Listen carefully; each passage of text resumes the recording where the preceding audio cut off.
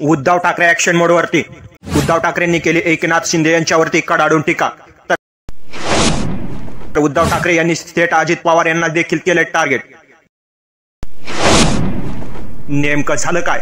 उद्धव ठाकरे यांनी का आता राजकारणात सक्रिय भूमिका घेतली? सविस्तर माहिती बघण्यासाठी चॅनलला सबस्क्राइब करा आणि बेल आयकॉन देखील प्रेस करा।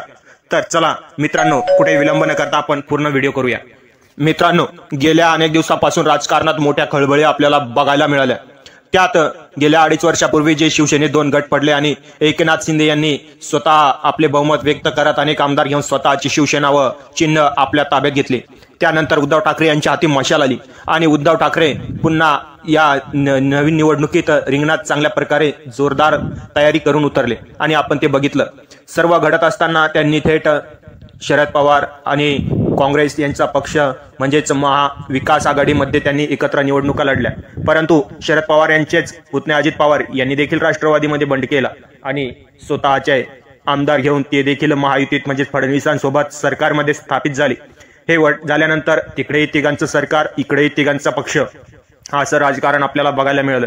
म्हणजे दोन्हीकडे 3 गाड्यांचं इंजिन ओढत होतं आणि हे सर्व घडत असताना सर्व जनतेला वाटत होतं आता महाविकास आघाडी पुन्हा सत्तेत येईल।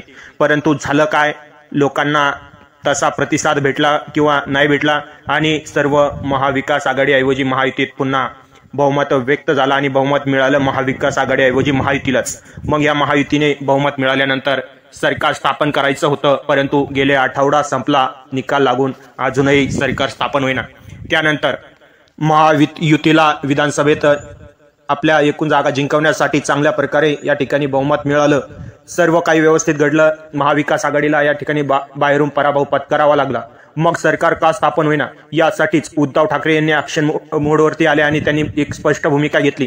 ती म्हणजेच उद्धव ठाकरे या पुण्यातील एका ठिकाणी बाबा लाड यांनी ईव्हीएम वरती ऍक्शन घेतला आणि त्यांचं आंदोलन त्यांनी करण्याची भूमिका घेतली। त्यांना भेट देण्यासाठी अगोदर अजित पवार हे देखील गेले होते आणि त्यानंतर उद्धव ठाकरे यांनी देखील त्यांना भेट दिली।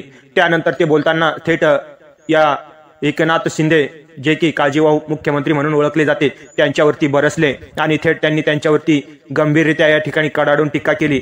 काही लोक हे आता राजभवनात जाण्याऐवजी शेतात पूजा आरती करण्यासाठी जाऊन बसले।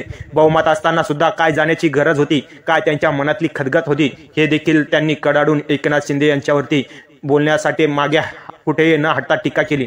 त्यानंतर अजित पवार यांच्यावरती सुद्धा बरसले की माझ्याच अगोदर इथे काही जण येऊन गेले, परंतु ते येऊन गेले त्यांचाही काही या ईव्हीएम वरती भरोसा नसेल किंवा त्यांनाही माहीत नव्हतं की आपले एवढे उमेदवार निवडून येतील असं त्यांचाही विश्वास नव्हता। परंतु हे झालं कसं? अशीच कडाडून टीका अजित पवारांवरती सुद्धा उद्धव ठाकरे यांनी केली। उद्धव ठाकरे आता राजकारणात ऍक्शन मोडवरती आल्याचे चिन्ह आपल्याला दिसत आहे। कारण जर एकनाथ शिंदे हे असंच करत असतील तर फडणवीसांना कदाचित उद्धव ठाकरे साथ देऊ शकतात आणि फडणवीसांना उद्धव ठाकरे यांचेच थोडेफार का होईना 20 जरी आले तरी उद्धव ठाकरे 20 घेऊन जरी शिवसेना त्या फडणवीसांसोबत गेली तर महायुतीत पुन्हा एकनाथ शिंदे यांना बाजूला करून उद्धव ठाकरे मिळतील आणि सत्ता स्थापन होतील आणि सत्ता स्थापन होऊन या ठिकाणी पुन्हा उद्धव ठाकरे हे राजकारणात सक्रिय राहतील।